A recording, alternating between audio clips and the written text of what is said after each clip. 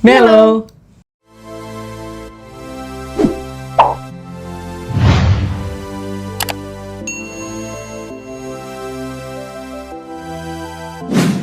Hai guys, welcome to my YouTube channel. Kenalin, aku Arga dan di sini aku bareng sama Jenny.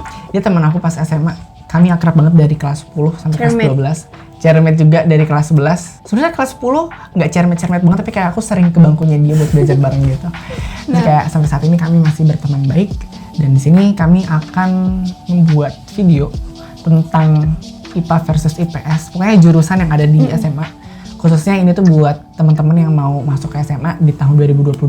Dan kita juga akan ngebahas terkait what will happen to our education di Indonesia pada tahun 2022. Sebelum itu kan aku buat channel, maksudnya aku tuh punya YouTube, tapi kayak aku belum pernah sih, tapi kayak aku jarang banget update lagi semenjak masuk SMA. Sekarang I am willing to make a content lagi, tapi kayak I am confused konten apa yang harus aku buat. Jadi kayak kalau misalnya teman-teman punya referensi atau ide, boleh banget DM me atau komen di bawah kayak what will I do next. So tonton terus dan kita diskusi bareng-bareng. Kita kayak cuma mau ngobrol-ngobrol biasa aja sih, kayak we are as pasti juga banyak kurangnya lah nanti. Tuh, jadi kalau misalkan ada yang kurang boleh ditambahin. Kalau ternyata kelewatan atau kayak berlebihan, boleh tolong di koreksi, oke? Tonton terus. Kita kasih tahu dulu nggak sih kita IPS? Iya sih. Kamu juga bisa kasih tahu sejarah kamu pernah IPA sebenarnya. Jadi, we are going to talk about IPA versus IPS dulu ya. Secara umum, sebenarnya tuh di SMA ada 3 jurusan. Kan, IPA, IPS, dan bahasa. Tapi bahasa itu kayak jarang banget diadopsi, jarang banget diimplementasikan di suatu sekolah karena peminatnya berkurang. Tadinya di sekolah kita pun juga ada jurusan bahasa. Gitu. Tapi pas baru banget di angkatan kita nggak sih? Atau satu di angkatan kita, satu di atas angkatan kita tuh kayak nggak ada peminatnya gitu. Kayak cuma 3 orang. Dikit banget. Jadi makanya tidak dibuka kelasnya gitu. Sebelumnya aku tuh IPA. Jadi pas di pemetaan kan itu tuh pas masuk ke SMA itu tuh pasti ada tes psikologi sama placement test buat penjurusan. Either kamu itu nanti di IPA atau IPS kayak gitu kan. Dari awal sebenarnya kan di placement test itu tuh kita juga ada pilihan jurusan kan. Di situ aku milihnya memang IPS. Awalnya memang aku milihnya IPS gitu kan. Pas hasilnya keluar, aku tuh ternyata turns out di IPA. Teman-teman aku semuanya tuh di IPS. Apakah aku pindah ke IPS karena teman aku? Tidak juga. Teman-teman aku itu udah tahu sejak SMP aku tuh mau kemana. Jadi yang teman-teman harus tahu kalau misalkan masuk SMA, kalian itu harus udah punya visi atau punya pandangan, gambaran kalian nanti kuliah mau jurusan apa, at least itu. Atau kalian nanti mau terjun atau berkarir di dunia apa, kayak gitu. Dan aku untungnya dari SMP tuh udah ada gambaran kalau misalkan kayak aku pengen komunikasi, aku pengen sastra Inggris, either dua itu, sastra Inggris or komunikasi gitu kan. Akhirnya aku memutuskan untuk ke BK dan ngajuin untuk pindah. Kalau kamu emang dari awal udah mau IPS? Enggak, aku bahkan dulu, aku tuh yang penting ikutin aja gitu harusnya. Aku waktu itu nulisnya IPA, aku pengen IPA. Kayak aku kebayang jadi dokter kayak saudara-saudaraku atau enggak jadi dosen lah gitu. Nah, taunya aku nilainya jelek kan karena MTK. Terus taunya ditulisnya di PS, aku harus di PS dan aku nerima aja kayak oh ya udah, aku emang ikutin arus gitu kan. Aku dapetnya IPS dan keluarga aku juga. Ya udahlah, papa juga dulu IPS, mama IPS gitu. Jadinya kamu IPS juga nggak apa-apa gitu. Terus ya udah aku IPS, aku jalanin, aku belajar apa. Kayak aku bener-bener ngikutin arus banget kan. Nah, makanya kelas 10 dia ranking 5, aku ranking 1. Sombong banget. Tapi kalau boleh jujur, aku tuh sama Zenira tuh emang saling berkompetisi. Bukan berkompetisi sih, tapi kayak kita berdua tuh kompetitif banget dalam masalah pelajaran, tapi kita bersaing sehat. Yes. Karena kami berdua tuh sama-sama tahu kekurangan kami di mana. Dia nggak bisa MTK, aku nggak bisa geografi sama sejarah. Aku tuh kayak guru dongeng sejarah dia. Kalau waktu kelas 10 dia ke meja aku, Zen ceritain tentang kerajaan ini gitu, bener-bener aku ceritain gitu. Geografi juga kayak waktu itu masih zamannya pembentukan alam semesta, pembentukan bumi ya kan. Iya bener. Pas mau ujian, Zen ke rumah dong, 1 hari sebelum ujian, Zen ke rumah dong, belajar geografi gitu.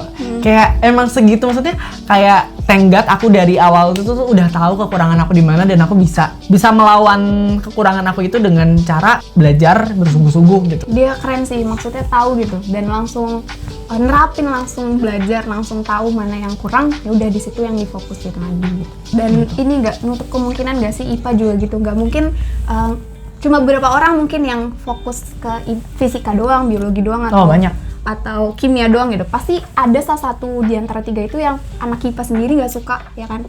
Kayak, aduh gue benci banget sama fisika, atau gue nggak bisa kimia gitu, gue cuma mau belajarin ini atau itu gitu. Sama aja kayak kamu. Ya kayak betul. Memang sebenarnya semua orang itu tuh tidak bisa dipaksa untuk bisa semuanya. Bisa semua bidang. Betul. That's the point.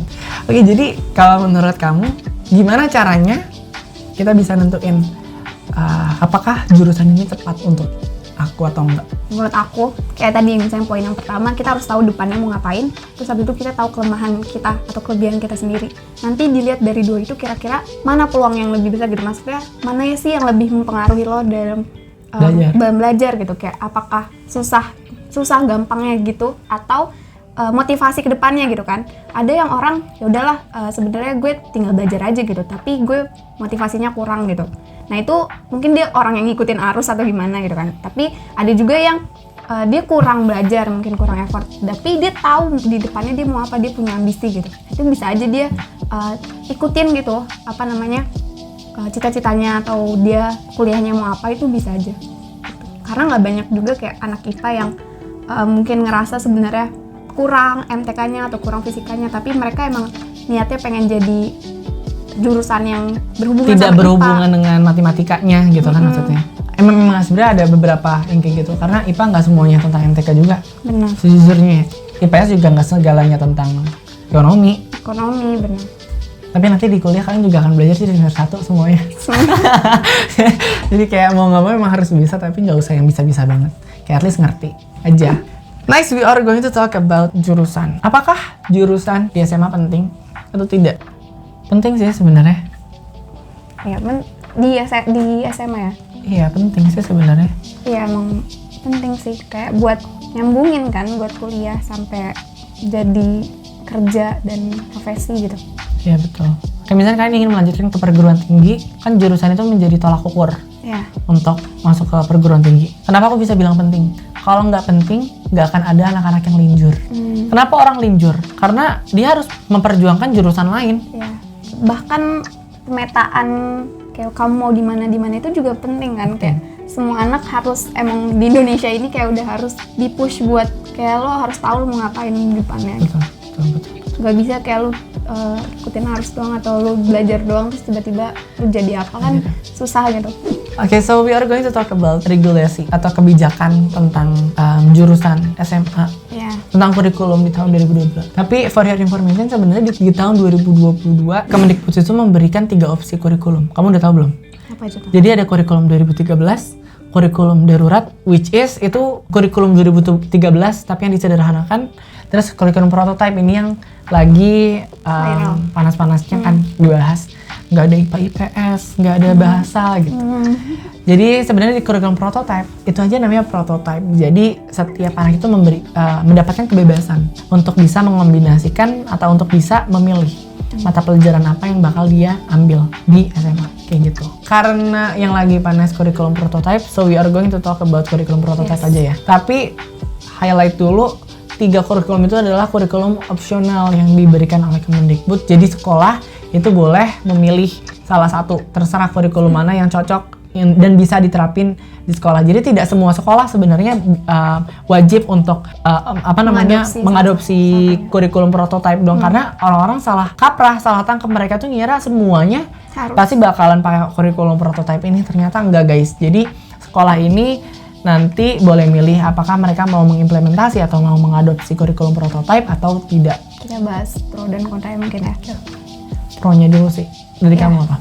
Pro adanya kurikulum prototype. Ya itu, kayak mungkin tadi kan kita bahas IPA IPS ya kan. Kita tahu apa yang depan kita mau jadi apa gitu, mau pelajarin apa di kuliah gitu, perguruan tinggi khususnya. Dan kita mungkin sebagai anak perguruan tinggi yang sekarang ini lagi belajar gitu, pasti ngerasa kayak gue ngapain sih dulu SMA belajar MTK, gue ngapain sih dulu belajar MTK gitu. Bener. Gue dulu ngapain sih belajar MTK sampai mati-matian gitu. ternyata di kuliah ini gue cuma pelajarin sejarah, geografi gitu-gitu ya, sosiologi, ekonomi gitu. Ya kan, pasti kayak gitu kan. Nah, enggak sih, aku belajar TK juga di situ. ya nggak, kalau misalnya jurusan aku ya gitu. Nah, jadi di kurikulum yang prototype ini menurut aku bagusnya itu karena kita jadi tahu kan, misalnya kita mau jurusan apa di depannya. Ya udah nanti kita paketin aja pelajaran pelajaran apa yang mau kita ambil gitu. Jadi pelajaran-pelajaran yang kita rasa gak bakal cocok sama jurusan yang Nggak kita inginkan relevan. nanti, ya udah nggak usah kita ambil. Pro-nya lagi, siswa itu bisa lebih fokus dalam mengembangkan minatnya di bidang itu. Nah, jadi kayak dia bisa memilih dan menyeleksi mata pelajaran mana yang sekiranya dia suka dan bakal dikembangin di sekolah kayak gitu sih. Kalian ini nggak semua mata pelajaran milih ya. Jadi tetap ada mata pelajaran wajib guys. Jadi kayak agama, PKN, terus bahasa Indonesia, bahasa Inggris, matematika wajib itu tetap ada menjadi mata pelajaran wajib. Oke, jadi kan bakal tetap ketemu matematika sebenarnya, tapi matematika wajib gitu. Sama sejarah sejarah wajib. Nah, mata pelajaran pilihan itu yang yang ada di jurusan IPA, IPS sama bahasa. Oke, mungkin ini pro-nya itu memberikan kebebasan dan sangat menjunjung tinggi dan mengedepankan hak murid ya di sini, hak siswa. Tapi kontranya menurut aku, gimana nasib guru yang mata pelajarannya kurang diminatin sehingga jam mengajar mereka berkurang. Sedangkan yang kita tahu, maksudnya yang kami tahu, ternyata mereka itu dibayar itu per jam mengajar, kayak gitu. Gimana nasib guru honorer? Coba, ya kan? Itu salah satu kontraknya. Sama, aku nggak tahu nanti kebijakan buat SBMPTN kayak gimana. Coba, mikirin nggak? Pusing ya? Bu, maksudnya kalau misalkan sekarang kan udah ada saintek itu tuh rumput saintek apa aja, rumput sosum apa aja. Nanti kalau misalkan anak-anak pengen di rumpun sosum, mereka pengen ngambil manajemen misalnya.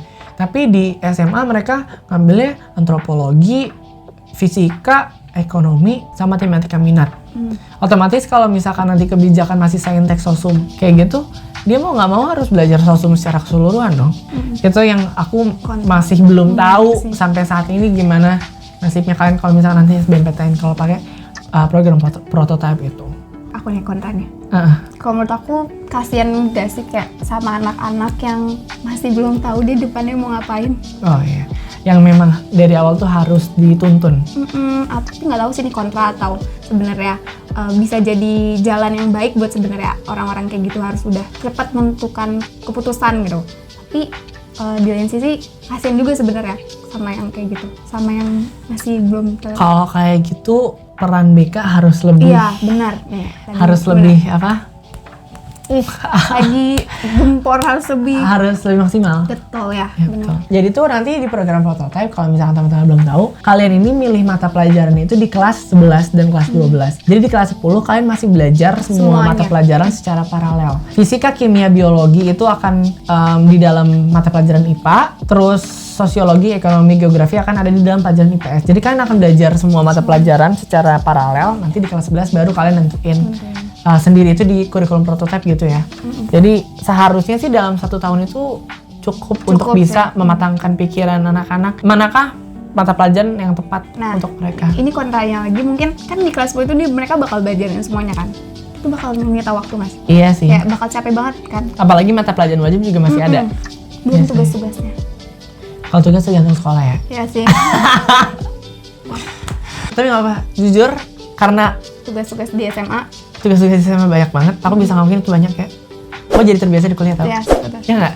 Jadi kayak sekolah yang memberikan tugas banyak ke pelajar, sebenarnya itu bukan hal yang buruk juga. Iya. Karena itu bisa. Kita dihina nggak sih? Kita harus tugas juga. Enggak, tapi maksudnya itu jadi bisa memberikan, itu bisa membuat kita adaptif dengan situasi kita di kuliah. Karena kuliah tugasnya lebih parah daripada itu, kayak nggak nanggung-nanggung.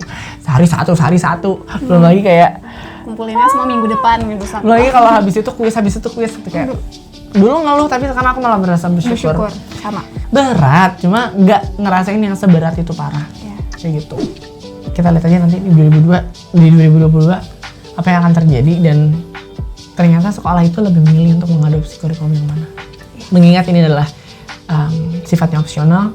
Kalau ternyata banyak sekali sekolah yang mengadopsi ini, it means that kurikulum ini tuh sangat potensial dan perspektif buat murid-murid di sekolah jangka yang tersebut. akan panjang.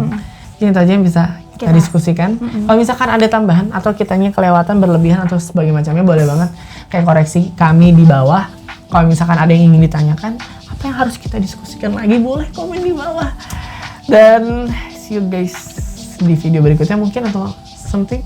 Karena kita akan membahas kayak tentang SMA versus kuliah, or gimana cara memilih jurusan di PTN. Betul. So stay tuned with us dan see you guys on our next video. Bye bye.